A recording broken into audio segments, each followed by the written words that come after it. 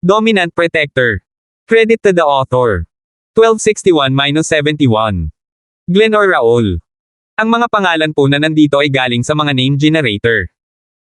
Kaya kung meron man pagkakatulad sa mga pangalan ng totoong tao o lugar, ito ay tunay na hindi sinasadya. Ang lugar na ito ay itinuturing na North District at ang Scarborough ay pinamahalaan ni Raul Bro. Hindi pa nila naitatag ang kanilang kapangyarihan at natapos na ang Scarborough. Isang ganap na himala kung hindi dumating si Raul Bro para maghiganti. Ayaw ni Aliyah na kontrolin ni Terence, ngunit ayaw din niyang may mangyari sa kanyang mga tauhan. Isang magandang ideya ang pumasok sa kanyang isipan. Si Feilong ay malinaw na hindi mapagkakatiwalaan, at upang patuloy na manirahan sa Rosewood High, kailangan niyang alisin ang malaking kaaway na ito na si Raul Bro. Ang Rosewood ay paaralan pa rin pagkatapos ng lahat, at ang mga gang ng paaralan ay hindi kapareho ng mga aktwal na gang. Maaari akong sumama sa iyo, ngunit hindi pa tapos ang gulo na idinulot mo. Babalik ang mga iyon para bumangon, at kapag dumating si Raul Bro, hindi ko maiiwan ang mga tauhan ko dito para mamatay. Kung kaya mong harapin si Raul Bro, sasama ako sa iyo. Sabi ni Aliyah nang makawala siya sa pagkakahawak ni Terence. Ano Raul Bro? Pero sige, maghihintay ako dito. Hindi gaanong inisip ni Terence si Raul Bro kahit sina Irving at Coldy ay wala sa kanya, ano ang gagawin sa kanya ni Raul Bro. You may be special ops, but let me tell you, kahit na magaling ka talagang lumaban, hindi mo kayang talunin ang isang buong gang.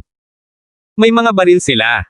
Pinaalalahanan ni Aliyah si Terence dahil sa kabaitan. Itong lalaking ito ay nanggagalaiti at nangungulit sa kanyang mga gamit, ngunit hindi niya gustong mamatay siya ng ganoon lang. Huwag kang mag-alala tungkol dyan, sabi ni Terence. Maya-maya lang, dumaan ang isang grupo ng mga tao na may itim na jacket, lahat sila ay mga kabataang lalaki na nagmumula sa kabilang side ng field ng school. Nagdilim ang mukha ni Aliyah. Feilong, itong dalawang mukha. Dumating siya nung umalis si Scarborough. Aliyah, ito ay hindi inaasahan. Napabangon ka. Wika ni Feilong bago lumapit. Ang kanyang daloy ng impormasyon ay medyo maayos, alam na niya na si Terence ang nag-aalaga sa Scarborough. Feilong, wala na akong mahanap na ibang tulong pagkatapos mo kaming iwan. Nagtaas ng dibdib si Aliyah. Ito ang unang pagkakataon na naisip niya na ang hitsura ni Terence ay isang magandang bagay. Magagawa niyang labanan si Feilong. Damn, bitch, parang nanligaw ka na ng lalaki. Nabaluktot ang mukha ni Feilong sa karahasan habang nakatingin kay Terence. Pretty boy, tapos na para sa iyo, binugbog mo si Scarborough, at darating si Raul Bro ngayon. Patay ka. Aliyah, sino itong idiot? Narinig ni Terence na tinawag niya siyang Feilong, ngunit nagtanong pa rin siya, na halatang hindi nabigla. Nagsusuot ng jacket kapag summer. Hindi ba siya magkakaroon ng pantal? Paf! Halos tumawa ng malakas si Aliyah bagaman, totoo ang sinabi ni Terence, sinusubukan ni Feilong na magmukhang cool, nakasuot ng jacket sa paligid ng paaralan.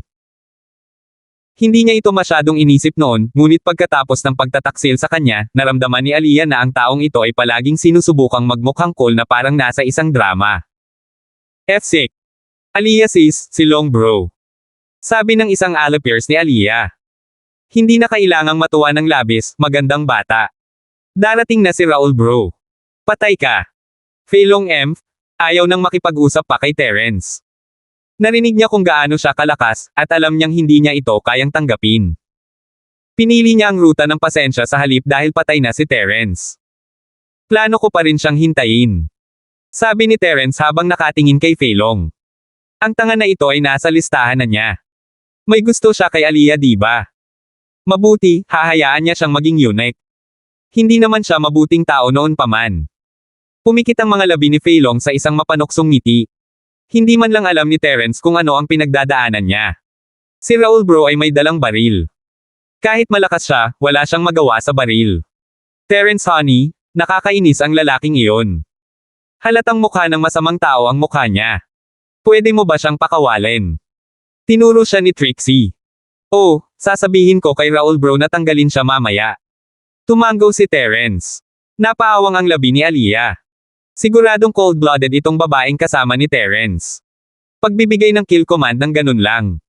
Special ops din ba siya? Walang pakialam si Feilong. Ito ay ganap na imposible para kay Terence na gumawa ng anumang bagay na malaki sa harap ni Raul Bro. Dapat malaman ng isa na si Raul Bro ang amo ng North District, isang malaking pangalan sa Starfield. Isang bus na may katamtamang laki ang sumabog sa Rosewood High, at isang masayang tingin ang lumitaw sa mukha ni Fei Long. Nakaparada ang bus sa harap ng paaralan at tumalon ang mahigit 30 kabataang lalaki, malinaw na mas may karanasan at mature kaysa sa mga taong kasama niya si Scarbear. Ito ay mga tamang gangster, ang malalakas sa grupo ni Raul Bro. Inilabas niya ang kanyang best. Anong nangyayari dito? Sino ang bumugbog kay Scarbear? Nakikipagsiksikan sa teritoryo ko, gusto mong mamatay. Sabi ng isang blonde-hair na binata habang naglalakad papunta sa gate ng school kasama ang isang grupo ng mga lalaki sa likod niya. Mukhang labis na nasiyahan si Fei Long nang makita niya si Raul Bro, mabilis siyang tumakbo palapit sa kanya. May mga naiisip na siyang plano. Pupunta si Scarbear sa ospital nang hindi bababa sa 1 taon o 2, at kailangan ng bagong pinuno sa lugar ng Rosewood. At kaya, ito na ang kanyang pagkakataon. Baka siya na ang susunod na boss ng Rosewood. Kung tutuusin, siya ang pinakamalaking paksayon dito. At kaya mabilis siyang tumakbo para halikan ang puwete ni Raul Bro. Raul Bro. Iyan ang magandang batang lalaki na gumawa nito. Dinala siya ni Aliyah bilang backup. Si Fei Long ay isang tusong tao, binansagan kaagad ang dalawa bilang mga kaalyado. Ngayon, si Aliyah ay hindi na kandidato para sa boss ng Rosewood area.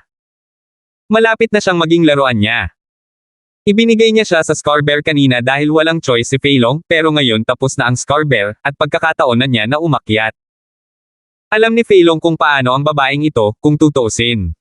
She may be a gangster and all, but she was really reserved. Malamang virgin pa siya. 1262. Ano? Napatingin si Raul Bro sa katabi ni Aliyah na tigilan siya sa mismong lugar. Terence.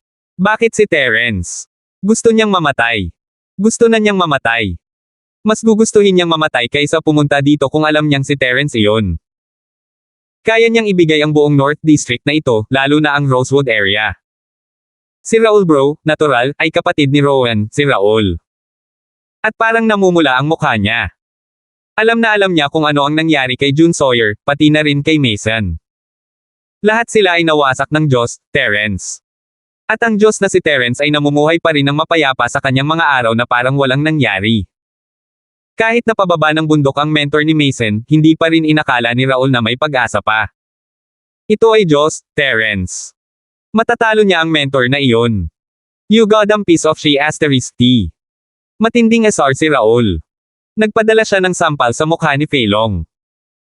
Ang sampal ay pumutok ng isang malakas na tunog sa kalangitan, at si Fei Long ay nanlamig kasama ang kanyang mga tauhan, pati na rin ang karamihan sa mga tauhan ni Raul. Isang maliit na bahagi lamang ang nakakita kay Terence noon, ang kanyang pinakamalapit na mga tagasunod. At alam nila kung anong klaseng halimaw siya. Siyempre, sasampalin ng amo nila si Fei Long. Ay! Raul Bro. Nanlalabo si Fei Long, hindi niya alam kung ano ang nangyayari habang hawak niya ang pisngi niya. Raul Bro, hindi ako. Ang magandang mukha, siya ang bumugbog kay Scarbear, hindi ako. Nagkakamali ka. At maganda ang ginawa niya. Isang kamangha-manghang bagay, napakaganda talaga. Tumalon si Raul. Ikaw ang nasample ko, I have got the right guy. Lahat ng followers ni Aliyah ay walang imik din. Ano ba ang nangyayari sa Raul Bro na ito, bakit sinampal niya si Fei Long simula pa lang? Nawalan ba siya ng malay? Bagaman, ano man ang mangyari, lahat sila ay nalulugod na makitang sinampal si Fei Long. Lalong naguluhan si Fei Long. Hindi ba siya nagkamali ng nakuha? Saka bakit? Bugbugin mo ang batang ito. Bugbugin mo siya ng halos mamatay. Itinuro ni Raul si Fei Long at inutusan ang kanyang mga tauhan. Siguradong ang Fei Long na ito ay kaaway ni Terence. Kailangan niyang talunin siya para sa Diyos, Terence. Oo. Hindi alam ng mga tauhan ni Raul kung ano ang nangyayari, ngunit ang amo ang naglabas ng utos. Who cares who he was, kailangan lang nilang bugbugin. At kaya, binugbog nila siya. Iyak nang iyak si Fei Long habang napapalibutan siya. Ang mga lalaking ito ni Raul ay mga veteranong mandirigma din, kaya alam nila kung paano iwasan ang mga vitals, ngunit nagdudulot pa rin ng maraming sakit. Sinabi ni Raul Bro na bugbugin siya ng malapit ng mamatay, hindi para bugbugin siya hanggang mamatay. At kaya hindi sila pumunta sa vitals. Pumunta ka dito. Kinawayan ni Terence si Raul na lumapit. Tumalon si Raul, mabilis ang tibok ng kanyang puso at masakit ang mukha. Ngunit hindi niya kayang tumanggi sa Diyos na si Terence, di ba? At kaya maingat siyang naglakad papunta sa kanya. Diyos, Terence, dumating ka na. Pasensya na. May mga nanggugulo pa rin sa iyo sa North District. Kasalanan ko kung hindi ko sila pinamamahalaan ng maayos. Pasensya na. Napakababa ng buong poster ng katawan ni Raul. Hindi siya naglakas loob na tumayo ng tuwid. Alam na alam ni Raul kung anong uri ng tao si Terence. Hindi ka na niya kailangan papatayin kung talagang gusto kanyang guluhin, gagawin niya iyon para sana ay pinatay ka niya. Nanlaki ang mga mata ni Aliyah gaya ng dati, bakit ganito ang kausap ng big boss ng North District kay Terence? Binugbog ba siya ni Terence dati? I cut the bullshit. Kumunat ang noo ni Terence. Hindi na kailangang magpaliwanag, hindi ako naniningil o ano paman.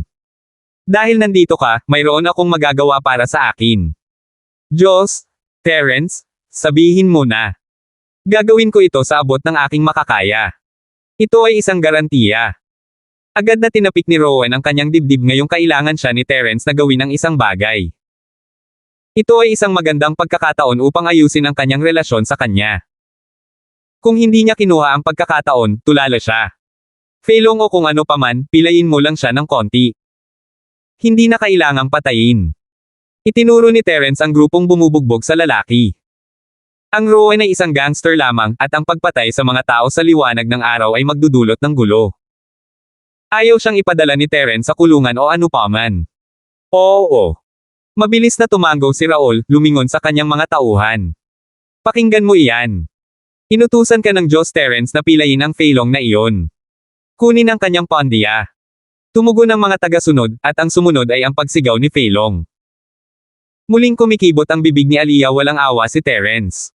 Ngunit bakit niya nagawang utusan si Raul? Diyos, Terence, may magagawa pa ba ako para sa iyo?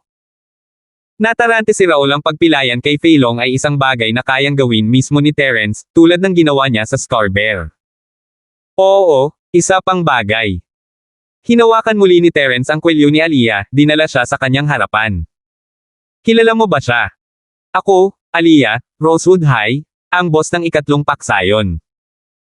Hindi alam ni Raul kung ano ang gusto ni Terence, ngunit tila medyo malapit siya sa Aliyah na ito, kaya pinanatili niyang neutral ang kanyang tono sa pagpapakilala. Kilala nga niya ito, gusto pa niya itong ihiga sa kanyang kama. Ngunit naisip niya na malamang na marami na ang nanliligaw sa kanya, base sa kung gaano siya ka-gangster. Nawalan siya ng interes. Tama, mabuti iyon siya, ang aking maliit na kapatid na babae, mula ngayon, gusto ko siyang mag-aral ng mabuti.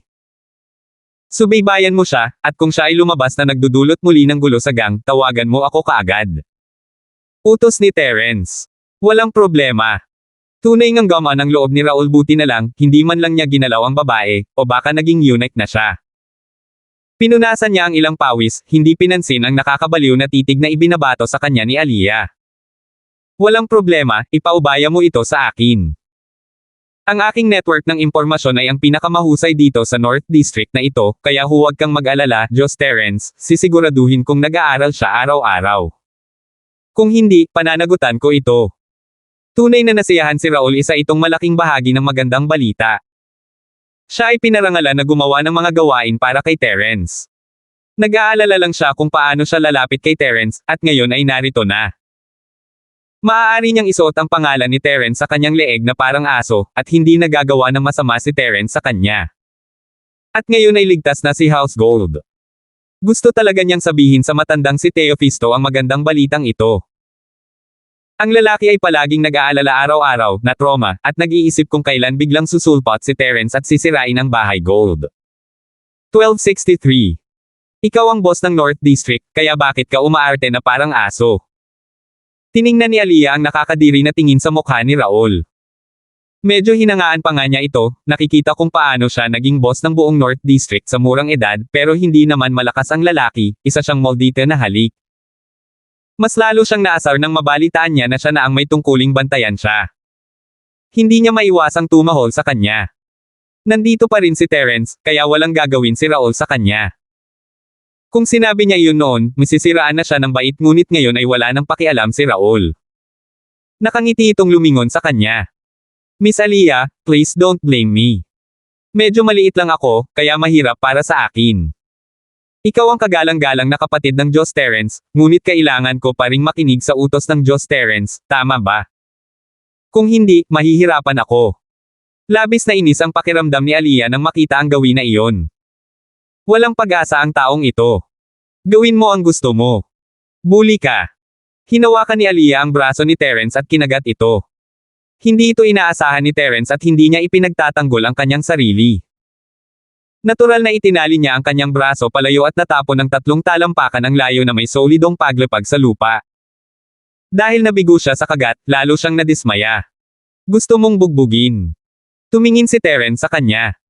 Huwag kang makakuha ng anumang nakakatawang ideya.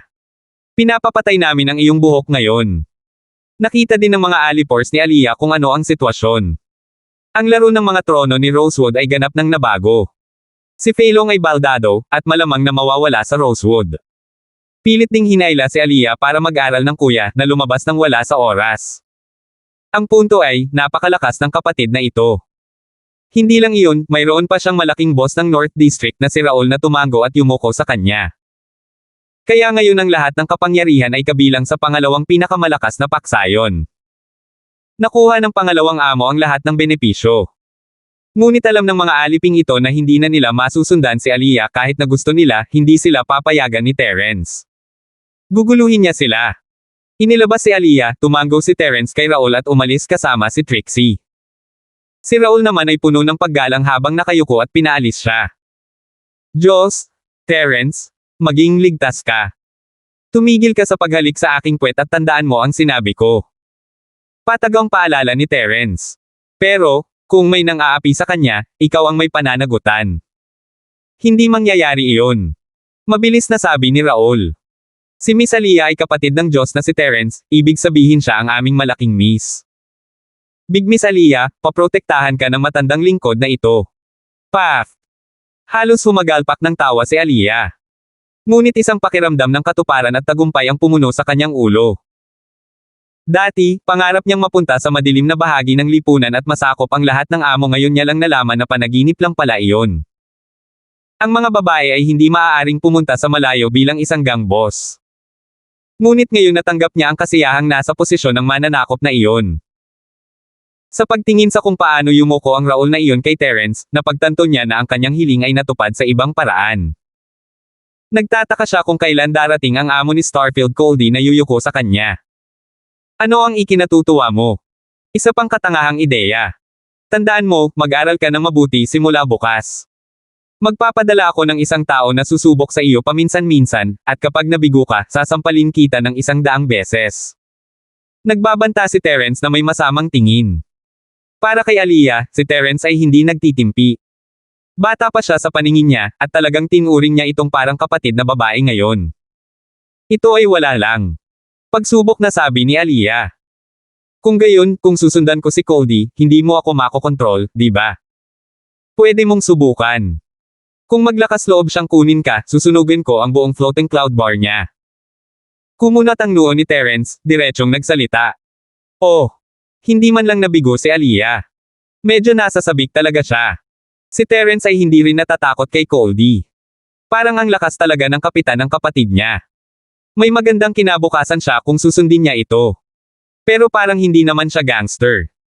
At ang Raul na iyon ay patuloy na tinatawag siyang Diyos, Terence. Ano ang impyerno sa pamagat na iyon? Talaga bang pinapante ka ng kapatid ko para alagaan ako? Sabi ni Aliyah, tinanggap ang kanyang kapalaran at pinigilan ang kanyang pagtutol pagkasakay sa taxi. Tumango si Terence, mas mabigat ang kanyang kalooban sa pag-iisip kay Aaron. Kapatid ko. Nasaan na siya? Bakit hindi pa siya bumabalik? Tanong ni Aliyah. Siya ay gumagawa ng isang espesyal na misyon, hindi siya magiging bekek sa loob ng mahabang panahon.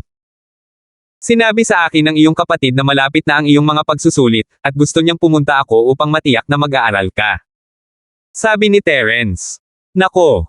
Matagal ko nang hindi nakikita ang kapatid ko. Napabuntong hininga si Aliyah. Sa tingin mo ang isang tulad ko ay talagang makakapasok sa high school? Kung mag-aaral ka simula bukas. Mataray na sabi ni Terence. Magtatagumpay din ako kung pupunta ako sa ruta ng gang, hindi ba? Maingat na tanong ni Aliyah. Like hell.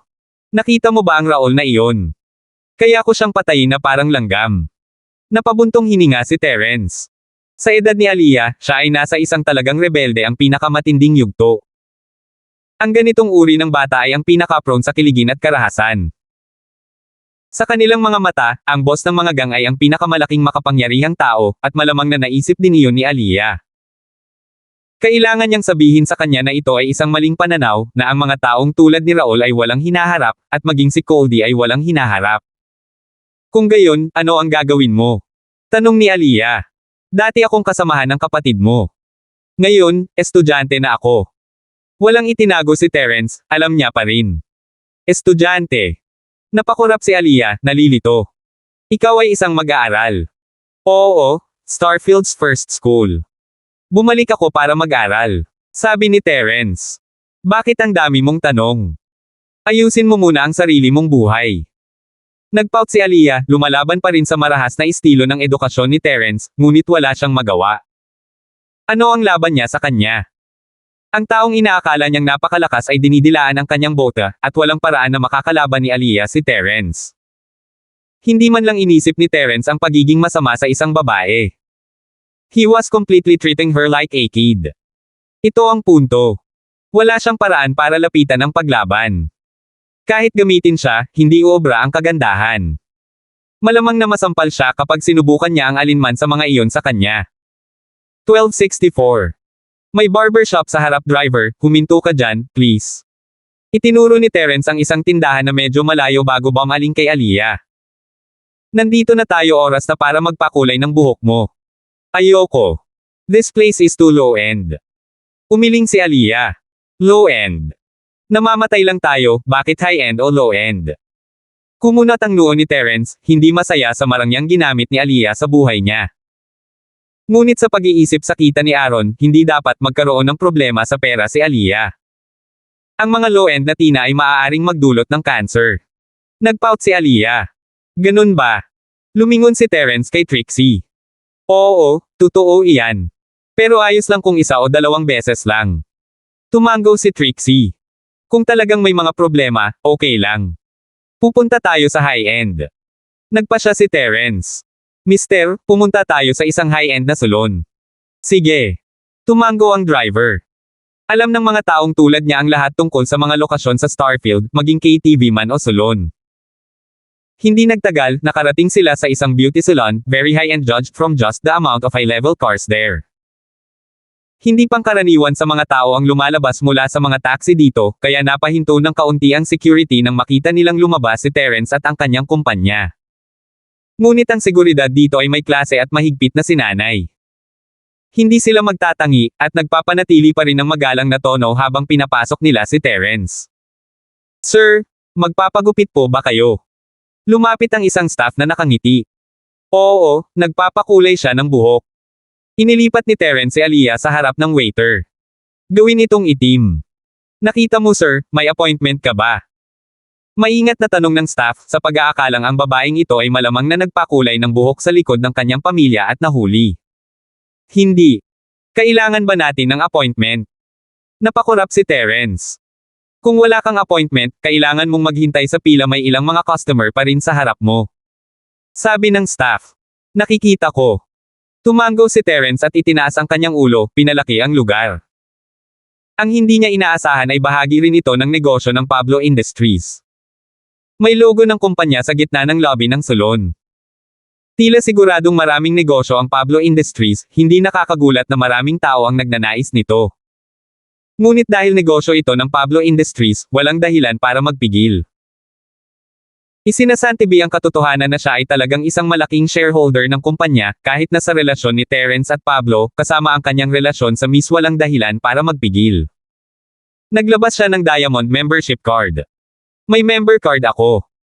Kinuha ng staff ang card, at tumalon ang puso niya nang makita ang level ng card. Bakit hindi niya ito inilabas ng mas maaga kung mayroon siyang card na ganito? First time niya ba dito?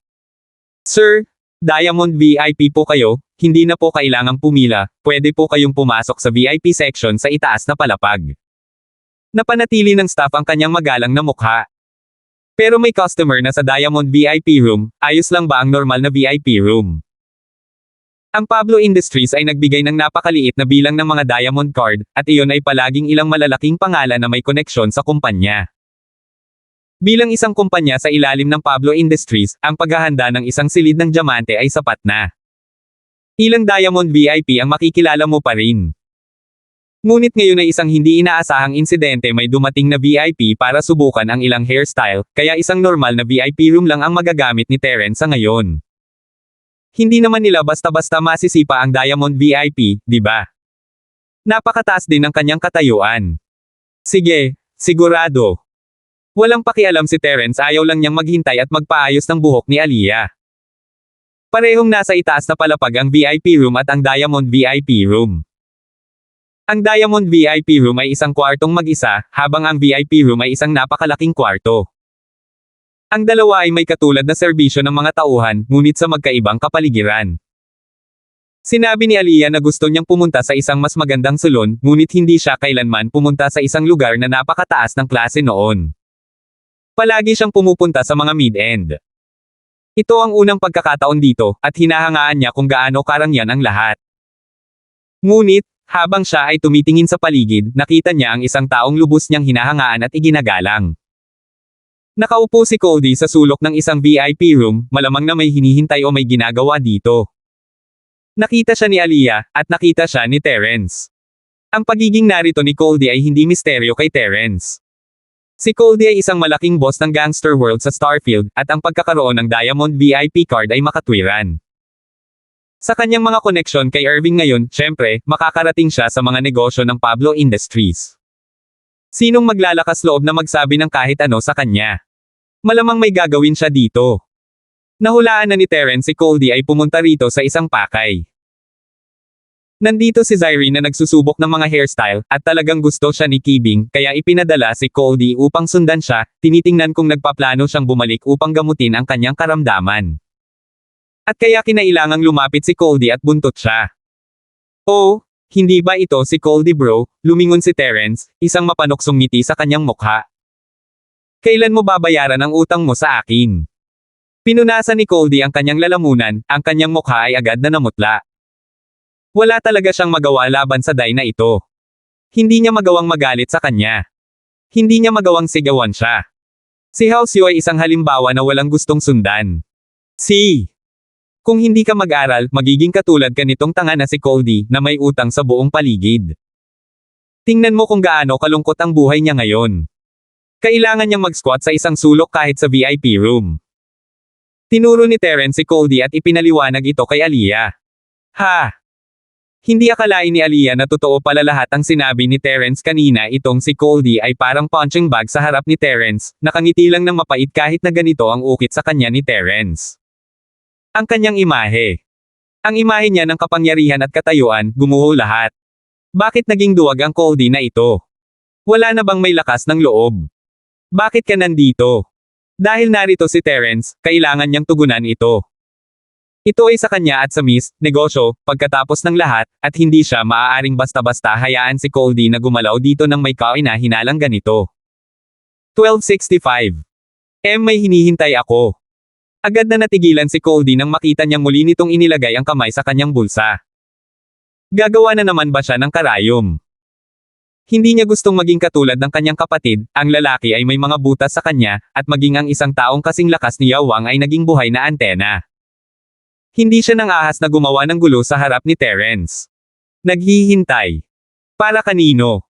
Tanong ni Terence. Yung tao sa loob ng Diamond VIP room.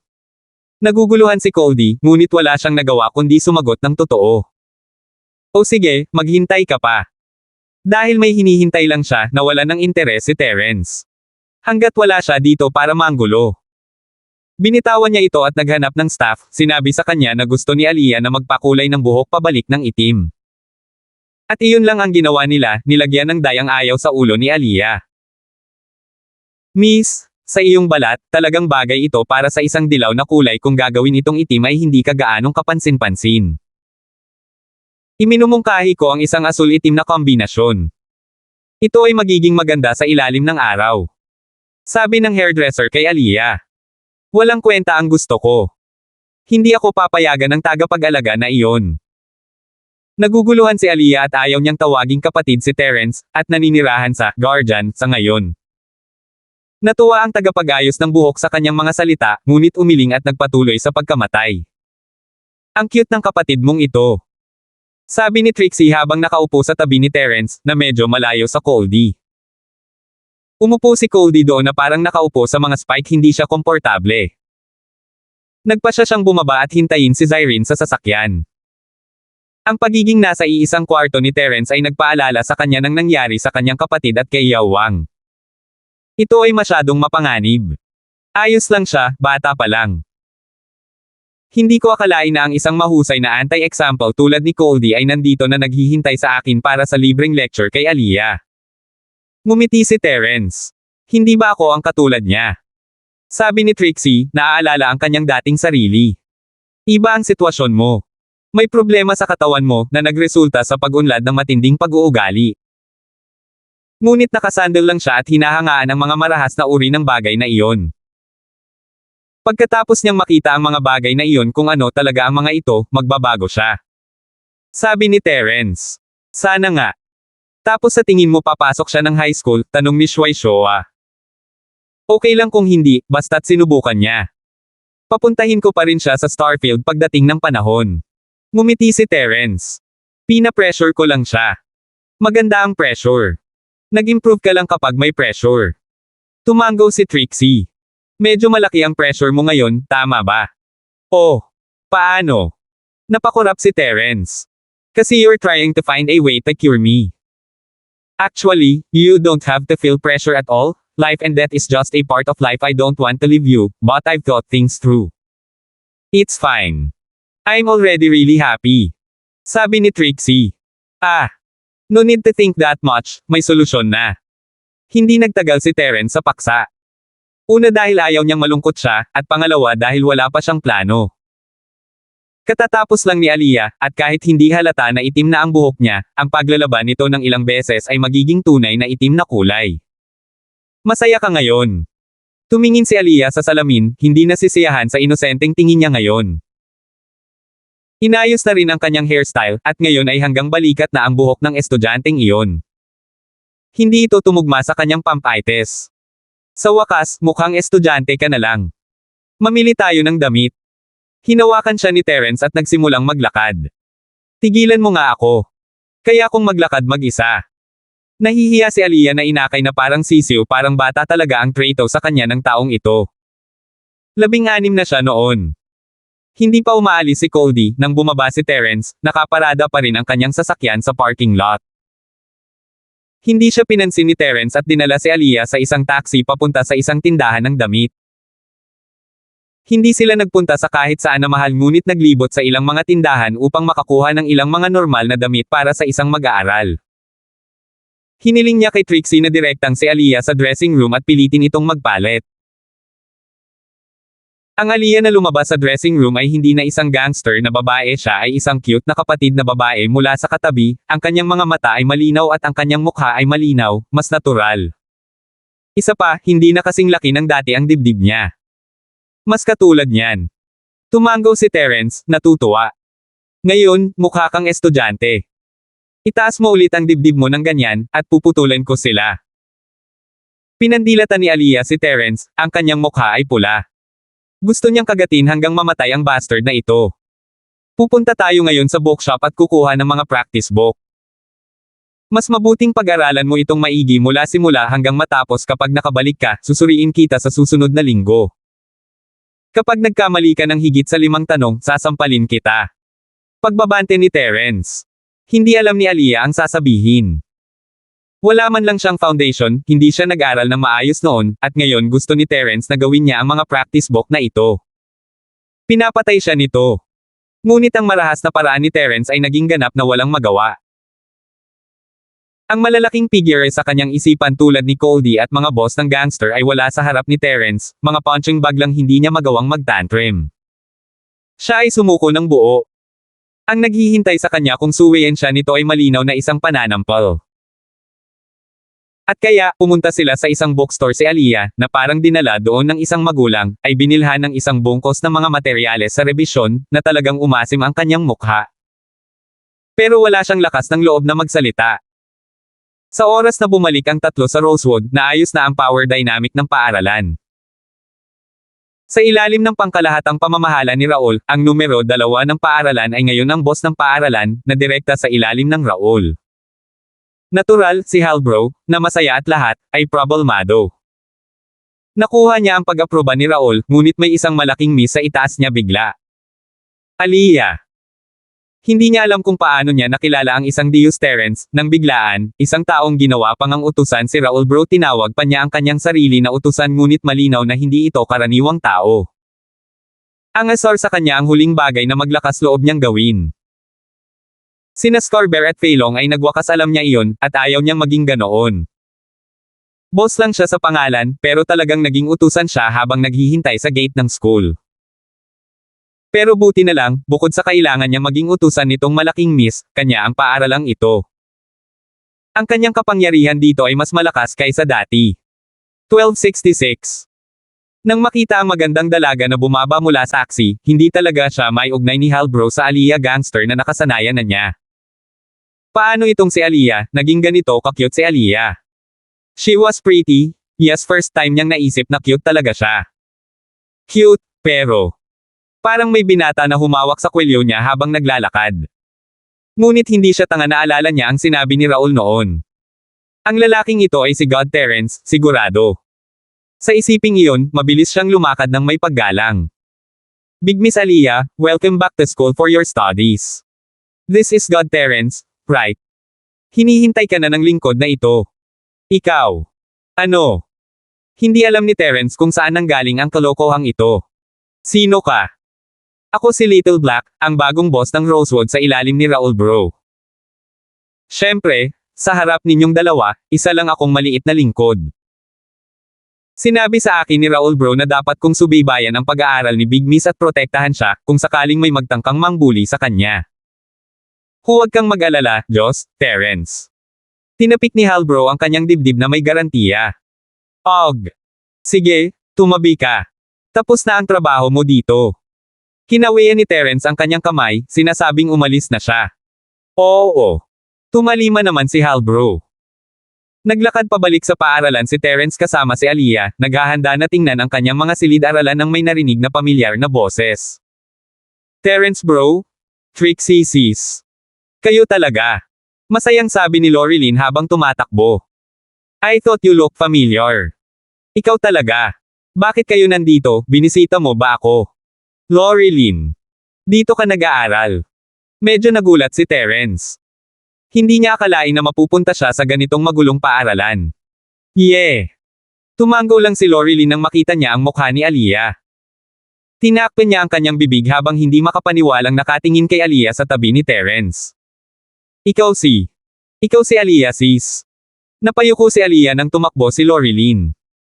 Ayaw niyang makita siyang ganito, pero nakilala pa rin niya. Oh. Kilala mo si Aliyah. Na-curious si Terrence mukhang malapit ang dalawa. Oo, palagi akong inaalagaan ni Aliyah sis sa school. Tumango si Lorilyn. Sa totoo lang, hindi siya masyadong malapit kay Aliyah dahil si Lorilyn ang tipo ng magandang babae, habang si Aliyah ay ang tipo ng boss ng gangster. Magkaklase ang dalawa, gayunpaman, at umakyat si Aliyah nang minsang hinaras si Lorilyn ng ilang mga lalaki, pinarusahan sila. Pinangalanan siyang kapatid mula noon, protektado mismo ni Aliyah. Wala nang gumalaw sa kanya simula noon. Ang talam sa kamay ni Aliyah ay hindi biro, pagkatapos ng lahat, at walang nang ahas na guluhin iyon. Maganda si Lorilyn, ngunit maganda rin si Aliyah. Walang gustong magpakamatay. Oh, tama na mula ngayon, mag-aaral at magsisikap na si Aliyah. Dahil kaklase mo siya, Lorilyn, tulungan mo siya sa kanyang pag-aaral. Binili ko siya ng mga materyales sa pag-aaral para magawa niyo ng magkasama. Alam ni Lee Terrence ang tungkol sa sitwasyon ng pamilya ni Lorilyn, at hindi nila dapat kayang bayaran ang anumang materyal sa pag-aaral. Kung hindi, hindi siya mananatili sa isang nakakatakot na paaralan na tulad nito.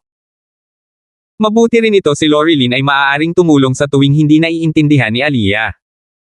Oo, okay. Tuwang-tuwa si Lorilyn, nagpapasalamat siya sa proteksyon ni Aliyah, ngunit gusto rin niyang makapag-aral siya ng tapat.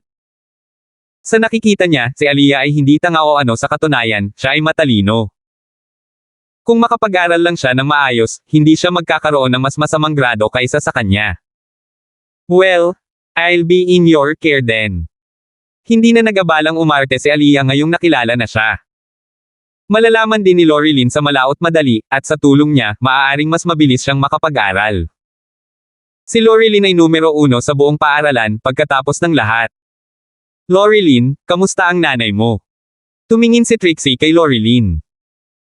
Ayos lang siya pagkatapos ng gamot na binigay ni Terence Bro sa kanya, gumagaling na siya. Masayang tumango si Lorilyn. Masyado akong maswerte, nakilala ko si Aliyah sa paaralan at nakilala pa si Terence Bro at Trixie Sis sa labas. Kukuha pa ako ng gamot at bibisitahin ko ang nanay mo sa bahay mamaya. Hindi na kailangang pumunta ni Terence sa bahay ni Lorilyn dahil alam na niya ang sakit. Maaari siyang magbigay ng konsultasyon nang hindi man lang siya nakikita.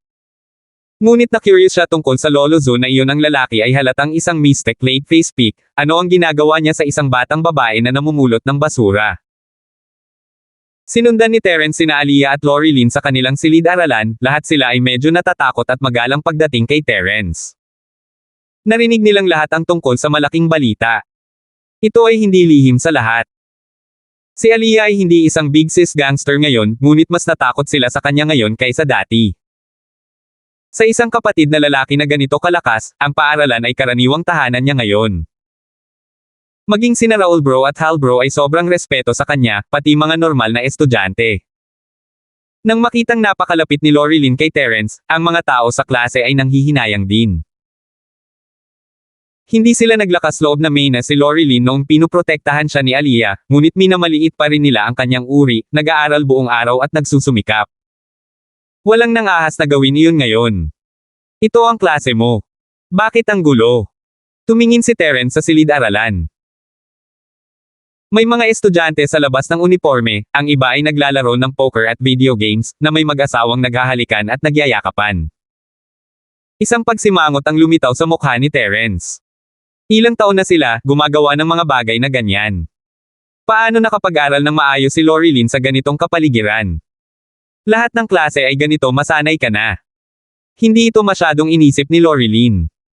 Dahil siguro sa isang bastos na pinuno, di ba?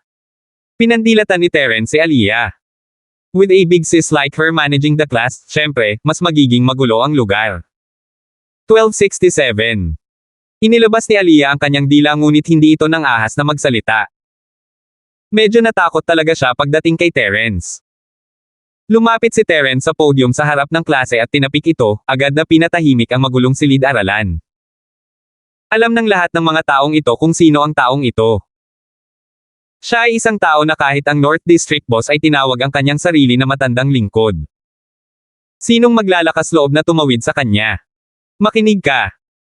Simula bukas, ang mga gustong pumasok sa paaralan ay mas mabuting magsuot ng normal na damit. Ang mga lalaki ay hindi dapat hubot-hubad ang itaas na bahagi ng katawan, at ang mga babae ay hindi dapat nagpapakita ng kanilang mga dibdib at hita. Kulayan ang lahat ng iyong buhok pabalik sa itim, at mag-aral sa klase. Ang mga ayaw pumasok sa paaralan ay maaaring sumigaw. Ang boses ni Terence ay kalmado at patag, ngunit mayroong maraming hindi maipaliwanag na lakas sa loob nito. Tapos na ako. Ang mga sumasalungat sa sinabi ko, ikaw ang mananagot sa sarili mong mga aksyon. Nasasaktan ng mga estudyante sa silid-aralan ngunit wala silang magawa sa harap ng sobrang lakas ni Terence. Halos tapos na ang paaralan nang bumalik si Terence kasama si Aliyah, at tumunog ang bell. Nagsimula ng mag-impake ang mga estudyante. Wala bang mga guro? Tanong ni Terence, nalilito.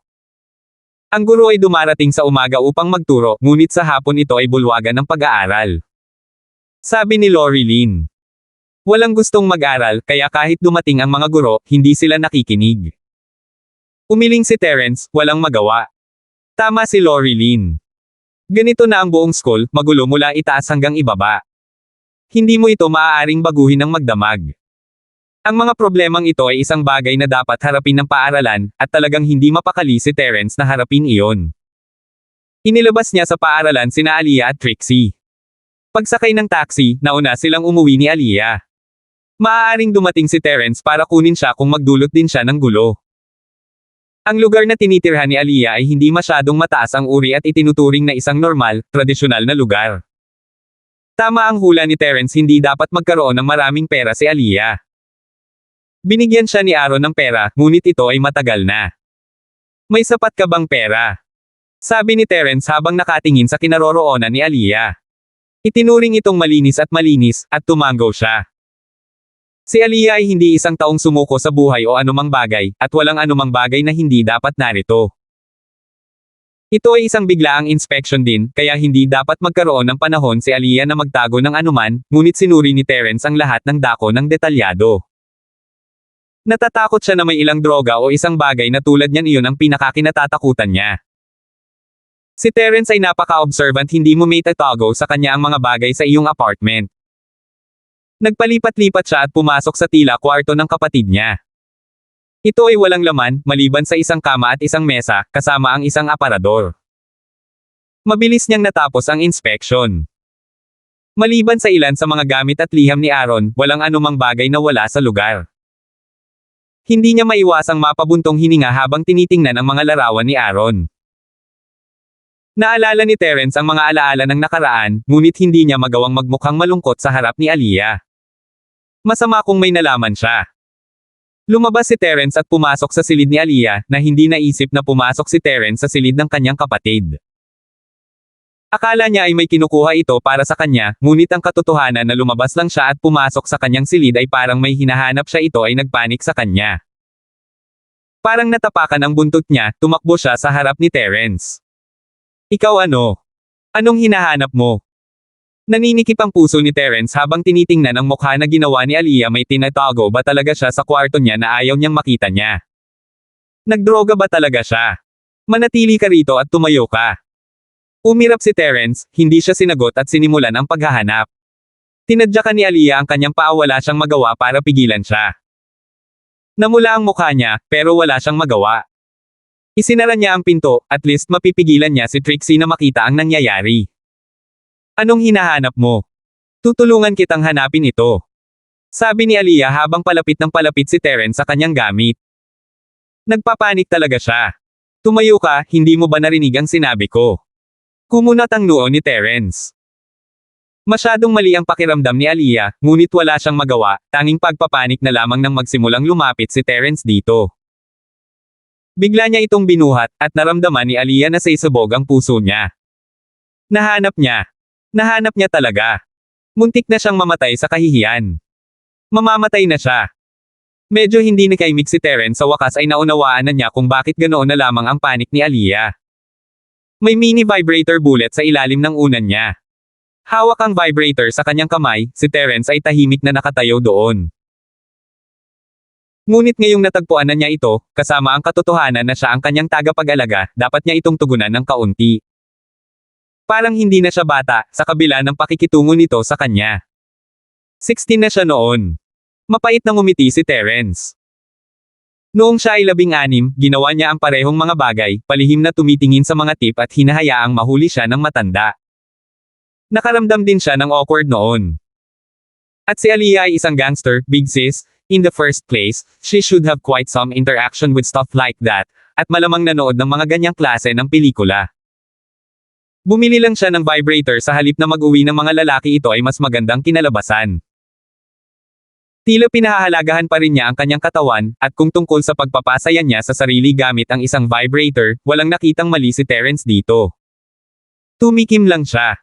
Higit na tumutok sa iyong pag-aaral. Huwag masyadong gamitin ito. At maging malinis kapag ginamit mo ito, huwag magkaroon ng anumang sakit sa balat o anumang bagay. Halika dito at hayaan mo akong suriin ka saglit. Ha! Suriin mo ako. Napahiya na si Aliyah nang nakikinig sa kanya ngayon, gusto ni Terence na puntahan siya para tingnan siya. Sakit sa balat. Suriin siya ng kaunti. Bibigyan ba niya siya ng body check? Tumingin siya kay Terence ng mga sandaling iyon na parang nasa anime sila, na para bang isang kakaibang pervert na tiyuhin ang gustong suriin ang katawan ng loli. Nakaramdam siya ng pagkasuklam at panginginig. Anong gusto niyang gawin sa kanya? 1268. Oo, check up. Seryosong tumango si Terence. Dahil kinumpirma niya na walang anumang gamot o anumang bagay, kailangan niyang tiyakin sa pamamagitan ng pagsuri sa nerbiyos nito kung talagang kinuha niya ang mga bagay na iyon dati. Siyempre, maaari niyang suriin kung mayroon siyang anumang sakit o anumang bagay. Kailangan ba talaga nating gawin yun? Kinagat ni Aliyah ang kanyang mga ngipin habang nakatingin kay Terence nang hindi sinasadya. Sa malapitang pagmasdan, ang bagong tagapag-alaga niyang ito ay medyo gwapo, at malakas din, kaya kahit na sina Coldy at Raul ay gumagalang sa kanya. Ito ang Prince Charming ng kanyang mga pangarap na dati niyang pinapangarap, ngunit ang taong ito ay walang pakialam kung babae man siya. Isa siyang marahas na bastard. Nang sabihin niya na gusto niyang suriin ang kanyang katawan bigla, lumaban siya nang wala sa loob. Hindi niya hahayaang mangyari ito. Hindi niya talaga kaya. Bakit ka nagsasayang ng maraming oras? Sumimangot si Terence, hinawakan siya at inilagay ang kamay sa braso niya, kinuha ang pulso niya. Bumalik si Aliyah sa realidad mula sa pagkagulat na pagtanto na hindi hinuhubad ni Terence ang kanyang damit tulad ng kanyang naiisip, ngunit sa halip ay sinusuri lamang ang kanyang pulso, nakahinga siya ng maluwag, pati na rin ang pakiramdam na pipi sa pagiging isang panig. Hindi siya inisip ng lalaki bilang isang babae. Hindi niya maiwasang makaramdam ng kaunting pagkadismaya. Mabuti, hindi ka nakainom ng anumang gamot. Nakahinga ng maluwag si Terence, mas malambot ang pakikitungo kay Aliyah ngayon. Wala rin pong gynecological problem sa ngayon, pero hindi po tayo nakakasigurado. Mag-ingat na lang kapag ikaw mismo ang gumawa para maging malinis, at huwag ilagay sa loob, gamitin mo lang sa labas. Ilang pulgada na lang ang layo ni Aliyah mula sa pagngangalit naman siya ng tingin. Hindi ako tanga, ang paglalagay nito ay masisira ang hymen. I'm still a virgin. Sa pagtingin sa asar na mukha ni Aliyah ay napagtanto ni Terence na habang tinatrato niya siya bilang isang bata, siya mismo ay hindi nag-iisip ng ganoon. She was already 16, after all, kaya syempre, magagalit siya sa paraan ng pagsasalita nito tungkol sa kanya. Sige, kung ganoon. Mapait na ngumiti si Terence at bumitaw. I hate you. I hate you to death. Tumakbo si Aliyah sa kanyang kama at mabilis na itinago ang vibrator bago itinago ang kanyang katawan sa loob ng kanyang kumot. Nagsimula siyang umiyak. Ito ang pinaka-nakakahiya at awkward na araw ng buhay niya. Hinayaan niyang matuklasan ng isang lalaki itong sikreto niya. Ayaw na niyang mabuhay. He was saying that he was her guardian and everything, pero hindi siya ganon sa paningin niya. She felt so wrong. Iisipin ba niya na isa siyang walang hiyang babae, bumibili ng mga ganitong bagay sa murang edad? Dahil sa pag-uugali ni Aliyah, napatigil si Terence, hindi niya alam ang gagawin. Napabuntong hininga siya. Tinatrato niya siya bilang isang bata ngunit nakalimutan niya ang tungkol sa mga damdamin ng isang batang babae. Ngunit hindi talaga ito isang bagay na kakayanin niya ng maayos, kaya lumabas siya upang makita sina Trixie at Lorilyn na nag-uusap sa sala. Kumaway siya para lumapit ito sa isang babae, mas makakabuti. Lumapit si Trixie. Anong meron? Nasaan si Aliyah? Can I ask you something? Naranasan mo na bang? Alam mo, hinawakan mo ang sarili mo dati. Tahimik na sabi ni Terence sa tabi ng tenga ni Trixie. Ano ka? Namula si Trixie habang nakatingin kay Terence ng kakaiba. Pero mag-asawa na ang dalawa kaya hindi na siya masyadong nahiya. Hindi niya lang maintindihan kung saan ito nanggagaling. Bumili si Aliyah ng bala ng vibrator, at nakita ko ito kaya umiiyak siya ngayon sa kanyang kama. Pwede mo ba siyang kausapin? Sinabi ni Terence, na hindi ipinagpatuloy ang tanong ng pagtatanong kay Trixie kung ginawa niya o hindi ang mga bagay na iyon. Napakurap si Trixie, natuwa. Bakit mo binubuklat ang mga gamit niya? Nag-aalala ako na mayroon siyang droga at iba pa. Nagkibit balikat si Terence. Ipaubaya ko na lang sa iyo. Sige. Tumango si Trixie at pumasok. Nadama ni Aliyah ang labis na pagkakamali at kahihiyan. Siya ang malaking kapatid ng isang pangkat ng gang, at napakatagal na mula nang umiyak siya ngunit hindi na niya ito napigilan. Si Terence ay isang malaking bully. Siya ay isang babae. At wala siyang pakialam, sinasabi ang lahat ng mga bagay na iyon sa harap niya. Aliyah. Nakangiti si Trixie habang lumalapit sa batang babae na umiiyak sa kanyang unan. Trixie sis. Hindi akalain ni Aliyah na si Trixie ang papasok, mabilis siyang umupo, nahihiya habang pinupunasan ang kanyang mga luha. Bakit ka nandito? Medyo maganda ang impresyon niya kay Trixie. Hindi pa sila gaanong nag-uusap, ngunit mas magaling si Trixie kaysa sa violet na bastard na si Terence. Iniisip niya kung saan niya nakita ang isang maamo at cute na kasintahan. Trixie, maamo at cute. Hindi lang nakita ni Aliyah ang kabilang side niya. Bakit ka umiiyak bigla? Anong nangyari sa Aliyah na nagwagayway ng talon sa paligid? Ngumiti si Trixie. Trixie sis, pinagtatawanan mo rin ako. Si Aliyah ay ganap na nabalisa, ngayon siya ay nagpasya na ang matanda, pindutin si Aliyah ay maaaring mamatay para sa lahat ng kanyang inaalagaan. Hindi kita pinagtatawanan, pero narinig ko nga ang nangyari. Vibrator bullet lang yan, ano? Ginamit ko rin dati. Hindi naman big deal. Nagsimulang magsalita si Trixie mula sa kanyang puwet.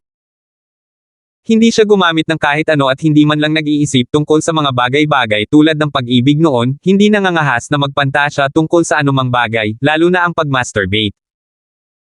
Ngunit, ginawa niya ito ng ilang beses kamakailan pagkatapos na makasama si Terence, bagamat ginamit lang niya ang kanyang mga kamay sa halip ng mga vibrator. Oh! Ikaw din. Napakurap si Aliyah, biglang nagka-interes. Hindi ka nagsisinungaling. Siyempre hindi. Sinimulan siyang buksan ni Trixie. Siya ay ilang taon na mas matanda kay Aliyah, pagkatapos ng lahat, at ang kanyang mental na estado ay iba. Sinabi lamang niya sa kanya ang tungkol sa ilang mga bagay na dapat bigyang pansin, kaya't gumaan ang pakiramdam niya. Bagaman, kung ano man ang kanilang napag-usapan sa loob, doon na natili sa silid, at sila lang ang nakakaalam. Hindi na umiiyak si Aliyah nang lumabas sila, may ngiti sa labi. Gabi na, kailangan na ring umuwi ni Loreline. Aliyah, mag-aral kang mabuti sa bahay. Pupunta ako at susuriin sa susunod na linggo. Sabi ni Trixie kay Aliyah. Okay. Ang relasyon ni Aliyah kay Trixie ngayon ay malinaw na nasa isang katawa-tawa na antas, hawak niya ang kanyang braso at ayaw siyang umalis. 1269. Ngunit hindi siya naglalagay ng magiliw na mukha para kay Terence, ang tagapag-alaga, iyon ay sigurado. Niayaw niyang magpaalam sa kanya. Hindi na niya gustong makita siya muli. Hindi nag-abala si Terence na maging maliit sa isang bata, kaya umalis siya ng may ngiti, kasama sina Loreline at Trixie. Napailing si Aliyah nang makita niyang umalis si Terence. Inihagis niya ang isang lumang dyaryo sa lupa at sinimulang tapakan iyon ng marubdob gamit ang kanyang paa. Crush kita, crush kita. Tanga mo. Natural na hindi alam ni Terence na ang pangalan niya ay dinudurog ng paa niya sa itaas. Pumunta siya sa botika para kumuha ng gamot at pumunta sa bahay ni Loreline kasama ang dalawang babae. Ang bahay ni Loreline ay isang lugar na dati niyang pinuntahan, maliban kung hindi siya umakyat. Sa pagkakataong ito, gayunpaman, casual na binanggit ni Terence ang paksa. Loreline, nasaan ang matandang kasama mo noong isang araw sa dalampasigan? Hindi naman siya binugbog ni Daryl sa ospital o anuman, di ba?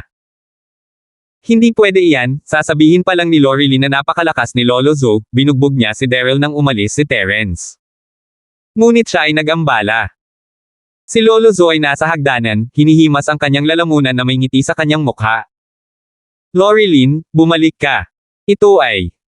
Paano ka nag-aalala sa isang away ng matandang ito sa dalampasigan? Ako ay isang tumpok ng mga lumang buto, ang ilang araw na pahinga ay sapat na. Huminto si Loreline. Hindi niya alam kung paano lumabas si Lolo Zoe nang biglaan para gambling siya, ngunit dahil sinabi na niya na nakipagtulungan si Loreline. Sinabi niya sa kanya na itago ang impormasyong ito pagkatapos ng lahat, ngunit naisip ni Loreline na si Terence ang tagapagligtas ng kanyang ina, isang mabuting tao, kaya dapat ay ayos lang. Pero dahil ayaw ni Lolo Zoe, wala siyang magawa. Pagkatapos ng lahat, si Lolo Zoe ay isang taong iginagalang din niya. Siya ang nag-aalaga sa kanya at sa kanyang ina sa lahat ng mga taon na ito, kailangan niyang makinig sa kanya. Ang sarap pakinggan. Pero narinig ko na nabugbog ng husto si Daryl, siguro kung sino ang tumayo para sa iyo. Nagmumungkahi na sabi ni Terence kay Lolo Zoe. Nabugbog. Talaga. May nakakita kaya sa akin na binugbog ako ng lalaki, at tumayo para sa akin. Pero mabilis akong umalis sa eksena, gusto kong maiwasan ang gulo. Hindi ako sigurado kung ano ang nangyari pagkatapos. Isinantibi ni Lolo Zoe ang lahat ng responsibilidad. Nakikita ko. Tumango si Terence, itinaas ang kanyang ulo. Narinig kong Zo ang apelyido mo. Oo, may mali ba? Natahimik si Lolo Zo, pinananatiling kalmado. Wala lang, bihirang pangalan lang, at may nakilala akong lalaki na Zo dati, iniisip ko kung may kinalaman sa iyo ang taong iyon. Mataray na sabi ni Terence. Oh, ang mundo ay isang malaking lugar. Maraming tao na may parehong apelyido. Sigurado akong wala akong kinalaman sa taong iyon. Umiling si Lolo Zo. Hindi ko man lang sinabi kung sino ang tao, paano mo nalaman? Tanong ni Terence. Haha, matanda na ako, walang kasama. Matagal na akong nawala ng mga kamag-anak. Ngumiti si Lolo Zo. Nakikita ko. Tumango si Terence. Bueno, kung ganoon nga, iiwan na kita, kailangan kong gamutin ang ina ni Lord Ellen sa kanyang bahay. Salamat dyan, binata. Tumango si Lolo Zo. Ang pag-uusap ni Terence at Lolo Zo ay napansin ni Lorilyn bilang kakaiba, ngunit ipinalagay niya na sinisikap niya maging maayos si Lolo Zo. Hindi niya alam na sinusubok siya nito. Kung walang kakayahan si Terence na makita ang antas ng lakas ni Lolo Zo, at mayroon lamang mga hinala kung gayon ang kanyang pagsubok ay hindi magbubunga ng anumang resulta. Ngunit ang mga salita ni Lolo Zo ngayon ay nagpapatunay na talagang may mali sa kanya. Matapos bumaba si Lolo Zo at umakyat ang grupo ni Terence, isang madilim na tingin ang bumungad sa kanyang mga mata. Little bastard, you dare to ruin my plans. Suspecting me, ha? Mukhang isusumbong ko ito sa pinuno ng bahay. Nagnganga ang mga ngipin ni Lolo Zo. Sinusubukan ako. Wala kang mahahanap, mas maraming tulay ang nalakad ko kaysa sa mga kalsadang tinahak mo. Pagkatapos sampain si Terence, naghanap si Lolo Zo ng tahimik na lugar at tumawag sa telepono. Kuya Zo, bakit mo ako tinatawag ngayon? Di ba sabi ko sa'yo wag mo akong tatawagan kung wala namang masyadong importante? Kapag nalaman ni Jean, mahihirapan na naman ako. Malalim na boses iyon mula sa kabilang dulo ng telepono. Hindi pa ba patay ang babaeng yan? Ang kulit niya, bakit hindi mo pa siya inaaway? Paumanhin, young master, halos kumpleto na ang plano, ngunit ang batang Terence na iyon ay humahad lang sa kalagitnaan. Alam mo kung paano siya. Ginulo niya ang lahat ng kanyang hinawakan. Medyo galit na sabi ni Lolo Zo. Malapit nang mamatay ang babaeng iyon dahil sa cancer, ngunit pinagaling siya ng Terence na iyon. Kung hindi sinabi ng master na mahalaga ang babaeng Lord Ellen na ito, hindi ko natatangkaing lumapit sa kanya at pumunta sa paikot-ikot na paraan ng paggamit ng cancer. Napatay ko sana siya sa isang sampal. Si Lord Ellen ay sinanay mo mula pa noong bata ka. Siya ay isang mahusay na piraso ng chess para sa amin upang harapin ang iba pang mga bahay. Ang lalaki ay tila walang pakialam na si Lorilyn ay kanyang sariling laman at dugo, siya ay isang piraso sa pisara. Ngunit sa pag-iisip tungkol dito, ang lalaki ay umikot kasama ang maraming babae sa kanyang kabataan, at normal lang na magkaroon siya ng ilang mga bastard.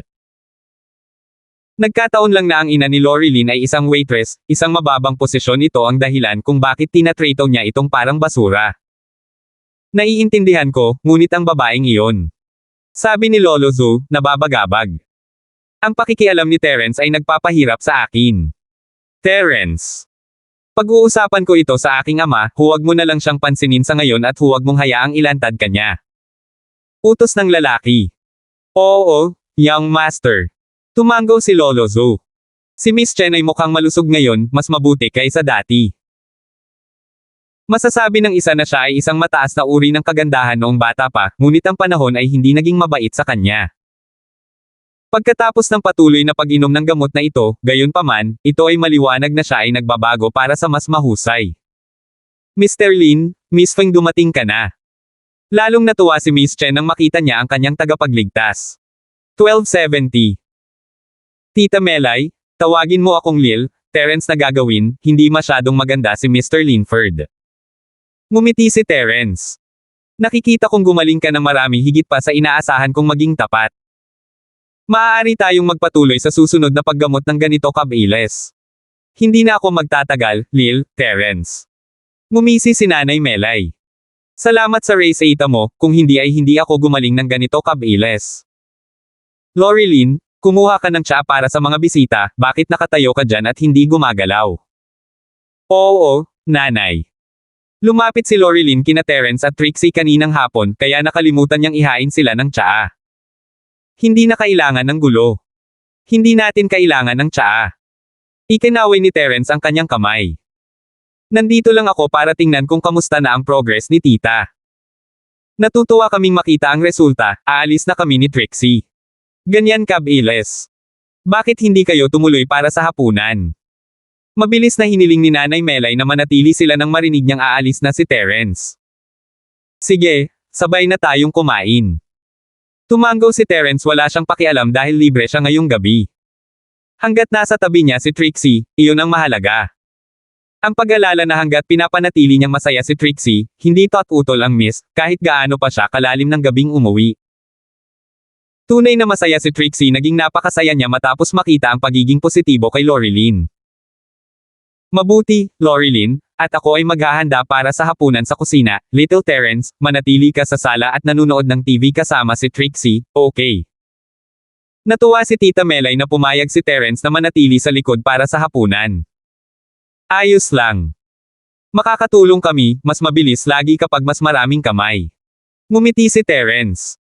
Mas mabuting huwag mo akong tignan, ako mismo ang master chef. Haha, magaling magluto si Terence, honey. Dagdag ni Trixie. Nais ni Nanay Melay na formal na tanggihan ang alok, ngunit pagkatapos makinig sa kanila, pinayagan ba niya sila sa kusina. Si Lorilyn ay naglilinis ng mga gulay habang si Nanay Melay ay naghihiwa ng karne, si Trixie ay tinutulungan siya, ngunit si Terence ay walang magawa. Ito ang tubig para sa paghuhugas ng mga gulay. Nanlamig si Terence at pinandilatan ng mata ang tumpok ng tubig sa harap ni Lorilyn. Anong problema sa tubig? Kuya Terence. Hindi maintindihan ni Lorilyn. Hayaan mo akong tingnan. Sumiksik si Terence at itinulak si Lorilyn sa gilid na mula ang mukha niya sa pisikal na contact. Nakahinga siya ng maluwag pagkatapos tumingin kay Terence, na tila walang reaksyon dito. Paano malalaman ni Terence ang iniisip ng batang ito? Normal lang kung may dirty thoughts si Aliyah, isa siyang gangster kung tutuusin, pero paano magkakaroon ng ganitong klaseng pag-iisip ang isang mabuting babae na tulad ni Lorilyn? Gayunpaman, kahit na inosente si Lorilyn, siya ay nasa kanyang puberty state, ang pagkakaroon ng mga pantasya tungkol sa opposite sex ay ganap na normal. Samantala, tinutulungan ni Terence ang kanyang pamilya, imposibleng wala siyang nararamdaman para sa kanya. Bagamat malabo ang pakiramdam, hindi siya naglakas loob na ilantad ito, alinman natatakot siyang malaman ni Trixie at naisip niyang sinusubukan niyang akitin ang kanyang kasintahan. Saan mo nakuha ang tubig na ito? Ibinabad ni Terence ang kanyang daliri sa tubig at tinikman ito bago nagtanong. Ah! Ito yung tubig sa gripo, anong problema? Si Lorilyn ay pilit na kinaladkad pabalik sa realidad mula sa kanyang pantasya sa pamamagitan ng salita ni Terence. Tubig sa gripo. Kumunat ang kilay ni Terence at binuksan ang gripo ng tubig habang tinikman muli ang tubig. Ano ang problema? May problema ba sa tubig? Nakita ni Nanay Melay na sinisiyasat ni Terence ang tubig. Sa isang lumang lungsod ay ganito, kahit na gumamit tayo ng panlinis ng tubig. Water purifier. Ibinaba ni Terence ang kanyang katawan upang humanap ng water purifier sa ilalim ng palanggana. Walang pag-aalinlangan, isinara niya ang pinagmumula ng tubig at inilabas ang water purifier. Ang aksyon ni Terence ay nagulat kay Lorilyn at sa kanyang ina. Kung ibang lalaki ito, tiyak na pipigilan siya, paanong may magtanggal ng water purifier nang hindi nagtatanong. Gayunpaman, si Terence iyon may mga dahilan siya, kaya hindi nagkomento si Nanay Melay tungkol dito. Saan mo nabili itong water purifier? Maingat na sinuri ni Terence ang water purifier at nagtanong. Hindi namin binili itong water purifier, binigay sa amin ni Lolo Zo nang kunin niya ang mga paninda, pinalitan niya ang filter at nag-set up para sa amin. Ano ba, Kuya Terence, may problema ba? Tanong ni Lorilyn. Wala, itong water purifier ay hindi na magagamit, hindi na malinis. Sumimangot si Terence, si Lolo Zo na naman. Hindi kaya si Lolo Zo ang lumikha ng sakit ni Nanay Melay? Sa loob ng water purifier, may substance. Pagkatapos ubusin ito sa loob ng mahabang panahon, ito ay magdudulot ng cancer. Hindi alam ni Terence kung bakit nakaligtas si Lorilyn sa pagkakaroon ng cancer, dahil ba sa murang edad niya. Malakas pa ba ang depensa niya? O nakainom ba siya ng antidote? Sa kabuuan, hindi natural ang cancer ni Nanay Melay, ito ay gawa ng tao. Matapos tanggalin ang water purifier, ikinabit ni Terence ang hose sa tubo at muling tinikman ang tubig. Bumalik sa normal ang tubig. Si Terence ay lalong sumimangot. Palakas din ng palakas ang kanyang hinala. Dati, hindi naiintindihan ni Terence kung bakit nananatili si Lolo Zoo sa tabi ni Lorilyn, ngunit dahil hindi naman siya sinaktan ni Lolo Zoo, hindi talaga ito pinansin ni Terence dahil curious lang siya kung bakit palaging nasa tabi niya ang isang Mystic Class P-Plate Face Master. Ngunit ngayon, kinumpirma ni Terence ang kanyang pagdududa ang Lolo Zoo na ito ay walang kabuluhan. Ang lakas ng loob na magpasok ng lason sa water purifier, na naging sanhi ng pagkakaroon ng cancer ni Nanay Melay. Gayunpaman, hindi pa rin maisip ni Terence ang dahilan kung bakit gagawin ng isang Mystic Class Master ang lahat ng problema para saktan ang ina ni Lorilyn. Bakit hindi na lang siya patayin sa isang suntok? May mas malaking dahilan kaya sa likod ng lahat ng ito. Siyempre, walang ibinunyag si Terence sa mag-ina, itinago lang niya ang kanyang iniisip sa kanyang sarili. Sa katunayan, mas malapit na sila ngayon, ngunit hindi intimate ang kanilang relasyon, hindi magandang ideya para kay Terence na sisihin si Lolo Zoo sa kanyang mukha. Sa ganang kanya, super close ang relasyon ni na Lorilyn at Lolo Zoo, kung bigla niyang ibubunyag ang lahat baka hindi siya maniwala ni Lorilyn. Hindi malinis ang water purifier. Saka hindi na natin magagamit yan. Dapat talaga hindi tayo masyadong umasa sa pick-up goods. Hindi inisip ni Nanay Melay na isa itong malaking issue. Kung tutuusin, hindi naman kami mga profesional. Dahil nalaman ni Lil, Terence ang issue, hindi na namin ito gagamitin. Ang kalidad ng tubig ay hindi naman masama, sa totoo lang. Nagpatuloy si Terence. Hindi kailangan ng water purifier, gamitin na lang ang direct source sa susunod. Salamat po at sinamahan ninyo ako, ingat lagi mga master.